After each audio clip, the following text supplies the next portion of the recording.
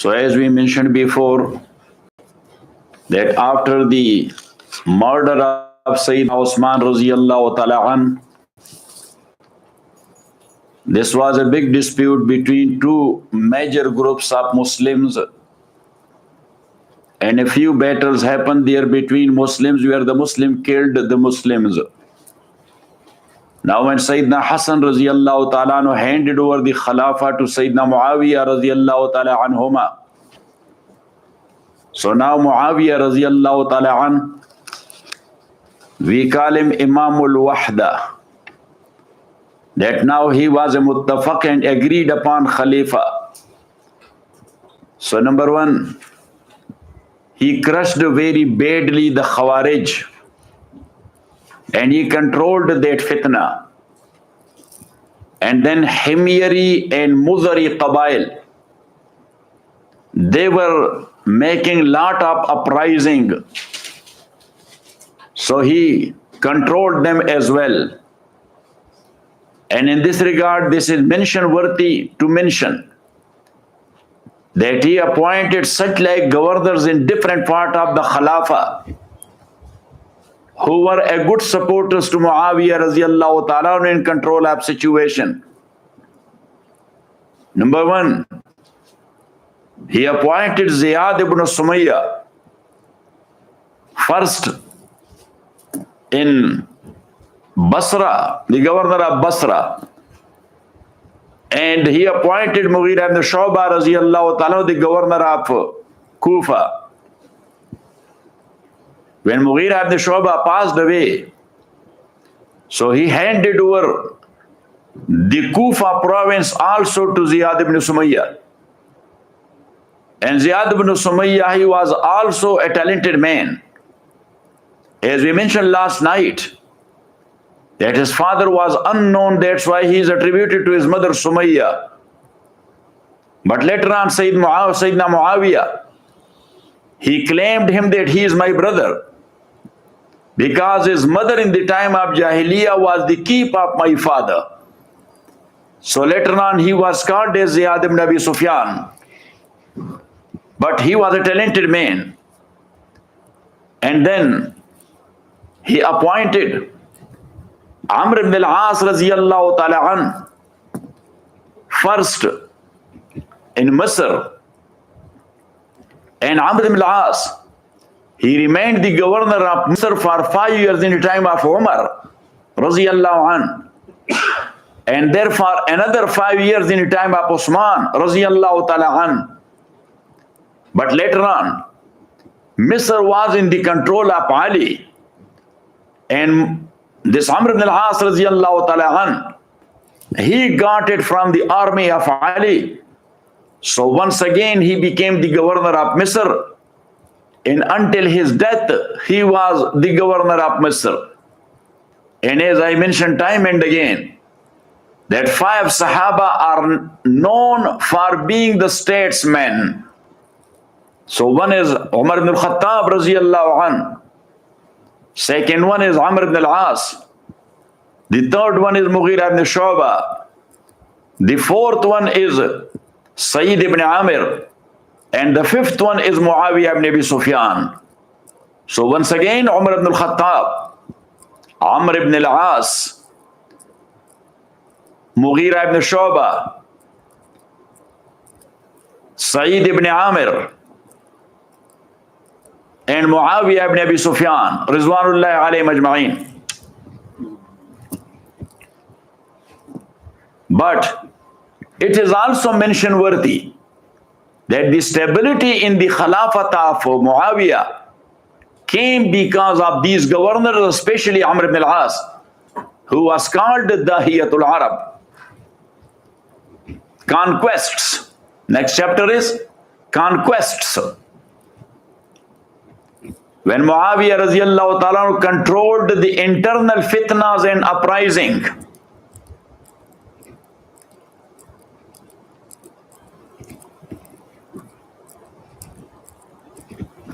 as we mentioned before, that Himyar and Muzar, they were two big fighting tribes. So when they accepted Islam, So in the time of Rasulullah sallallahu alayhi wasallam, or even in the time of Abu Bakr and Umar radiallahu anhuma, nothing happened between them which could be mentioned. Also, in the first 6 years of the Khilafat of Usman radiallahu ta'ala an, that was also okay. But later on, when the Mufsideen, because of the instigation of outsiders, I told you that in first 6 years, Sayyidina Usman, he was going all around in 4 dimensions like a wind blow, and he was conquering the areas. So he went all the way to Urumqi. Where is Urumqi? In China. And he conquered the Central Asia. He conquered the Africa and took it by Uqba ibn Amir radiallahu ta'ala up to the ocean. And Uqba ibn Amir, he looked at the heaven, even though he put his horse, his first 2 legs in the ocean water, and he said that, oh Allah, we had given a promise and word to Rasulullah sallallahu alaihi wasallam that we will spread your deen in the whole world. I came up to here. Still I want to go ahead.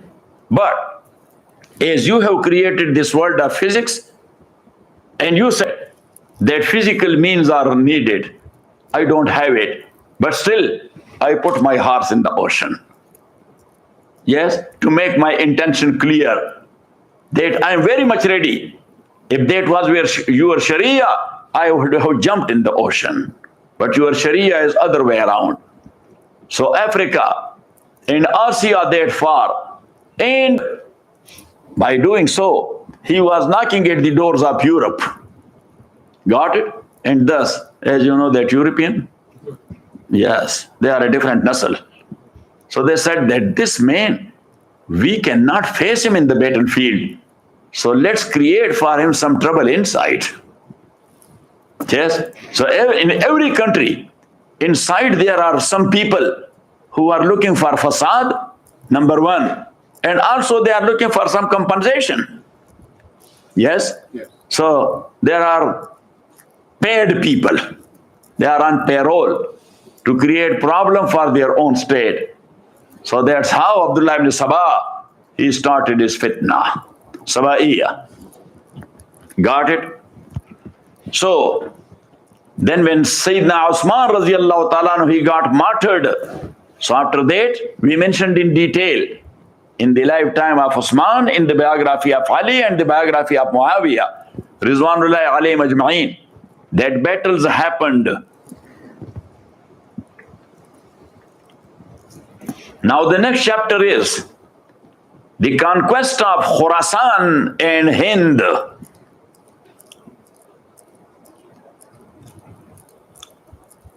Certain areas of Sindh. Sindh is a part of Pakistan. A portion of that is in India as well. So certain parts of Sindh, which is adjacent to Khurasan, and Khurasan is starting from that Central Asia and coming down up to Iran. And Irani border, that is with Sindh as well. Got it?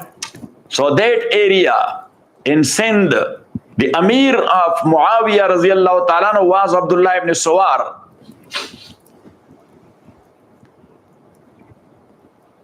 He fought there in the battle for 2 times, but in the second battle he got martyred. Then Muhallab ibn Abi Sufra, he fought there and he took his army, the army of Muawiyah, up to Lahore in Pakistan, Punjab. In 42 or 42 Hijri, Muawiyah radiallahu ta'ala appointed on Khurasan his governor Qais ibn al-Haytham. In his time, even though the area was conquered before, but yes, Nasim, hold yourself. Herat, Badghis and Balkh, they broke the pledge. You were not there. So anyhow, yeah. What do you think? Huh? Okay. So Badghis, Herat, and Balkh. Nowadays, there are three provinces of Afghanistan. So they broke their promise. So Qais ibn al-Haytham, he came to Balkh. And they had one worship place of theirs known by the name of Nawbahar. So Qais ibn al-Haytham, he destroyed that. Then the people submitted and they asked for peace and for shelter. So Qais ibn al-Haytham says, we had given to you before, but something happened to you people, I don't know. What's wrong with you? But again, he gave him the shelter. Now when the people of Badghis, Herat and Bushanj, when they came to know that what happened to people in Balkh, that he was cutting them. So Abdullah ibn Hazim, who was taking some stuff to Abdullah ibn Amir in Basra, so they asked him, if you can ask shelter and peace for us from Qais ibn al-Haytham. And when Ziyad ibn Sumayya, he became the governor of Basra in 45. So he sent Amir ibn Ahmad to Marw, Khalid ibn Abdullah al-Hanafi to Abar Shahar, Qais ibn Haytham to Marwar Rose, Taluqan and Faryab. All these are Afghanistan provinces. Nafi ibn Khalid al-Taqi, who was from Azd tribe. So he sent him to Herat, Badghis, Bushanj, Qadis. And he sent Hakam ibn Amr al-Ghifari, the governor of Khurasan. After him, Rabi ibn Ziyad al-Harisi became the governor. And when Ziyad passed away, so then the Khurasan governor was his son, Ubaidullah ibn Ziyad. Yeah, a dirty man. Got it? He was at that time a young man of 25 years. He arrived up to Bekand.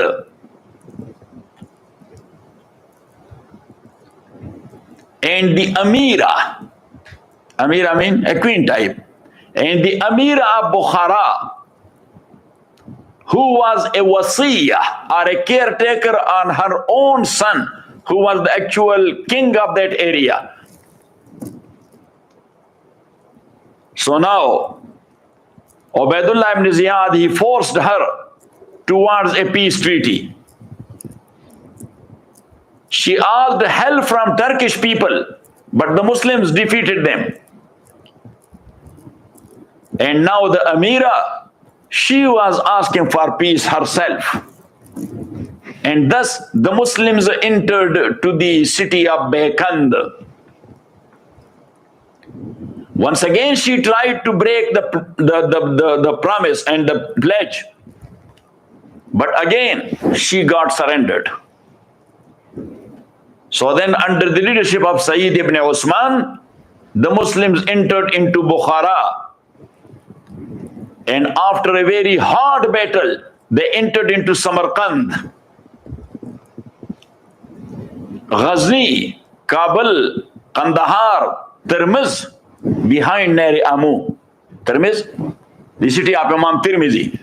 So all these are captured by the Muslim from year number 41 up to year number 45.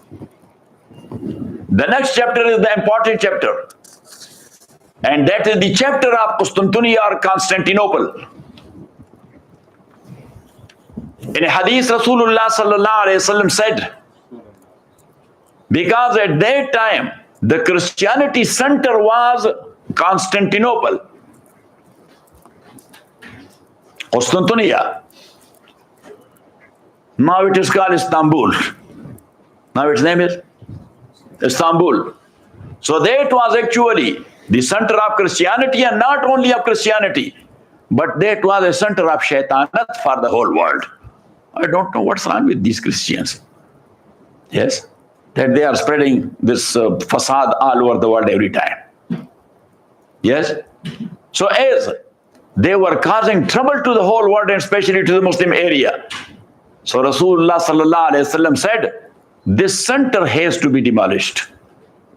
But that center, it was not approachable. It was not approachable, especially from Muslims' side. There was no way towards that. Yes, we went to that area where the fort is. Still that is. Yes, the remains are there. You see it? Yes. Yes. So the ocean is there. What is there? The ocean is there. So at that time, that was the only way to go there, the ocean. But what they had done from the bottom up to the surface, the big anchors, the chains, they have filled up the ocean with that, so the ship was unable to sail towards that. Got it? So Rasulullah sallallahu alaihi wasallam said in one hadith that whosoever will conquer Constantinople, he will be my adjacent neighbor in Jannah. And that's why Sayyidina Muawiyah radiallahu ta'ala an, he was the first one who tried but couldn't succeed. And a few others after him. But this was written in the destiny of Sultan Muhammad al-Fatih. Yes. What do they call him there? Mehmed Sultan. They call him what? Mehmed Sultan. So I was there with Abu Ayyub Ansari radiallahu ta'ala an. So I was reciting Quran and sitting there for. Then we went to Mehmed Sultan. So I was sitting there for a long time. Yes, unintentionally. I spent more time. So then my daughter asked me that, with Abu Ayyub Ansari, you did not spend that much time. And with Mehmed Sultan, you spend a lot of time. I said, actually, yes, greed caught me here. So they said, what greed? I said that he will be adjacent neighbor of Rasulullah sallallahu alaihi wasallam. So every big shot here, especially in our area, if there is a big shot who is living in a castle, so at the main entrance, there is a house. There is a house. And that is called servant quarter. Yes. In certain area, that is called annexi. So annexi is for the chief servant of the big shot. So I was making a request and putting up an application to Mehmed Sultan that you will be having annexi in the main entrance. You will be adjacent neighbor of Rasulullah sallallahu alaihi wasallam. So can you please put me in that annexi? So every time I'll be able to see Rasulullah sallallahu alaihi wasallam. Anyhow, I was making joke. So anyhow, and what he did, because he was unable to take his ships there, so for a long time, what he did at night in dark, he was slaughtering the animals, bringing out the fat, melting it beside the ocean. Yes, I indicated it to the brothers there that this is the path. So there was a slippery path for walking. So he was putting that fat on that road. Got it? So when he asphalted that with fat, yes, and when they arrived there behind the chains, so at night he said to his army, bring out the ships outside. So they brought it there and they took it there to the hill, and therefrom they slipped it on that road to the other side of the chain, and here once again they put it in the ocean. Yes, and the Christian army, they didn't find all this process until he knocked at the door. And he started the catapult and hitting them, and then they surrender and submitted. God, what a man he was. What a strategy. Got it? So anyhow, Sayyidina Muawiyah radiallahu ta'ala an, for the said purpose, he made two armies, land army and the navy, the sea army. In year number 48, under the command of Sufyan ibn Auf, he sent this army. In this army, look, what a great people. Abdullah ibn Abbas was there. Abdullah ibn Umar was there. Abdullah ibn Zubair was there. Abu Ayyub Ansari in old age, he was unable to hold himself on the camel even. Got it? That old. So he said that when it come to camel, so tie me on the camel. So his sons told him, Baba, we three, we are going. So you should stay home. He said, no. When Rasulullah sallallahu alaihi wasallam was staying in my house for 14 days and nights or more. Yes. So he asked me for a word that you, whenever a mission or expedition will go in the path of Allah, you will join it. So I said, yes, for sure I will join. He said, after that word, I never missed any expedition in the path of Allah. So he said that as I have not made any exemption or exception, so that's why I am bound by my tongue. I have to go. Yes. And he said that if I died in the ship on my way, so don't throw me there in the ocean.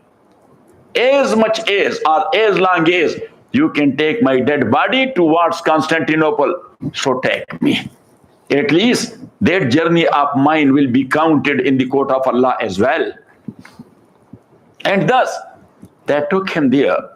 He died there. When he died there, so he said that, look, bury me close to the wall. Got it? So they buried him close to the wall of the city. To the wall of the city. So his grave is there. And that county is called what? Say, Ayyub Sultan. Yes, EYUP. Because Turkey writing different. Ayyub Sultan. Yes, I asked one big shot there that you call him Sultan. He said that here in Turkey, the Sultan are given lot of respect.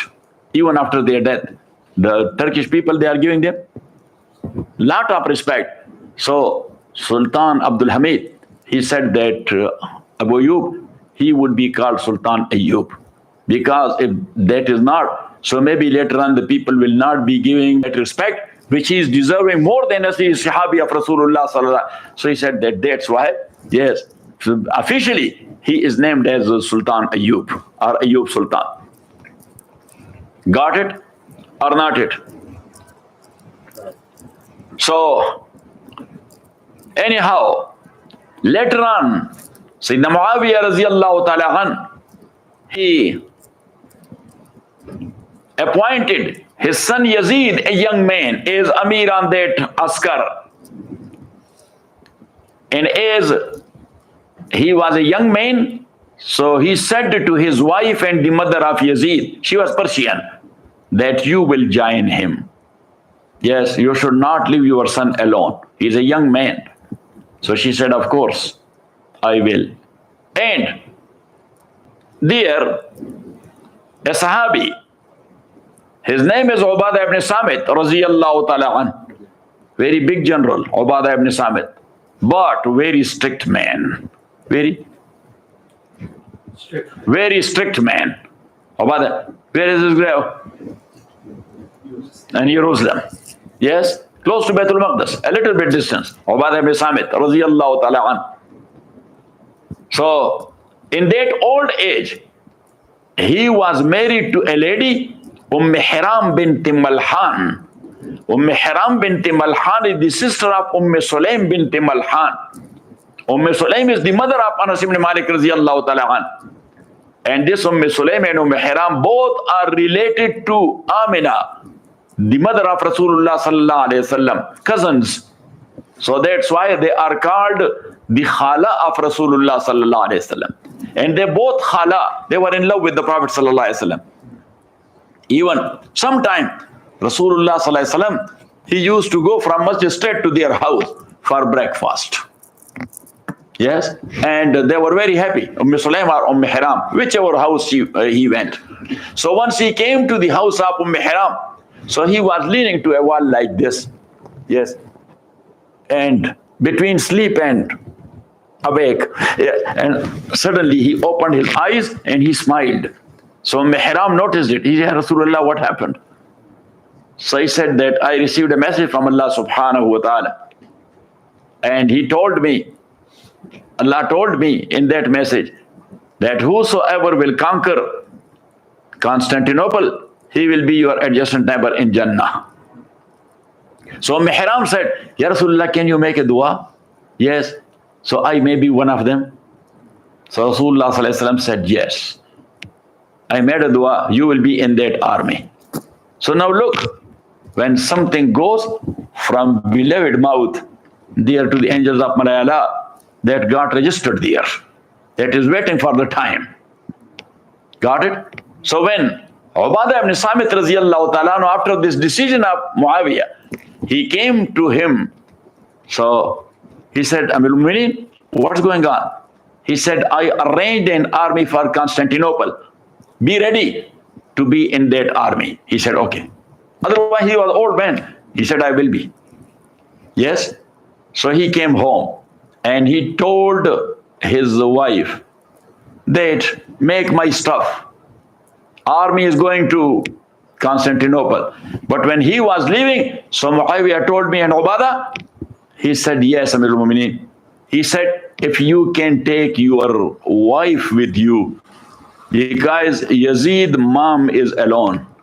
So at least in the army, she should have one lady with. So when he asked that make my stuff, so Mihram said, where the army is going? Said to Constantinople. So she said, what about me? Because he recalled his mind that Rasulullah sallallahu alaihi wasallam made a dua. That what about me? He said, yes. Amir al-Mu'minin said that she will go with you. So she, yes. But when they came out of ship and she mounted on a camel, so the camel rushed, and when it rushed, so on the beach, she fell down, hit her head with the big rock, and she died on the spot. And they buried her there. People are going and visiting her grave. I was supposed to, but I couldn't go. Yes, and that is written there, Al-Mar'atul Mujahida fi Sabilillah. Yes, so the Turkish people, they are giving her a lot of respect. That this was Al-Mar'atul Mujahida fi Sabilillah. So anyhow, that was, and after that, we will go towards North Africa. That what Sayyidina Muawiyah did in North Africa. Our student, his name is Ahmad Imran. He is very committed student. Always. He comes for dars after dars. وصلى الله تعالى على خير خلقه محمد وآله أصحابه أجمعين برحمتك.